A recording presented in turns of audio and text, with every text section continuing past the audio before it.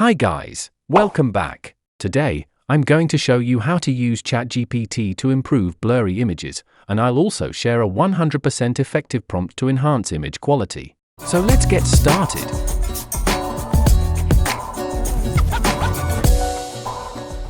Recently, ChatGPT image has been upgraded to ChatGPT Image 2. When we open a new chat and click Create an image, it provides a lot of ideas. You can scroll through them page by page, and on the third page, you'll find a preset called Enhance Photos. Select it, upload your blurry image, and let's see what kind of results this preset prompt can deliver.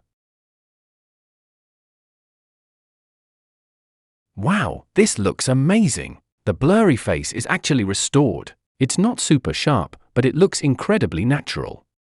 Next, let me show you the prompt I've prepared for you.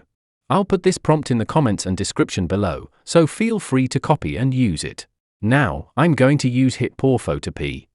ChatGPT Image 2 is already available on this platform, and you can find the official download link in the comments and description as well. On the homepage, you can find ChatGPT Image 2. Just click on it. Similarly, we'll first upload our blurry image, then paste in the prompt. Make sure the model is set to ChatGPT Image 2. Photorealistic offers 3 quality options. This time, I'll choose high quality to demonstrate the process, and later I'll show you the results using low quality as well.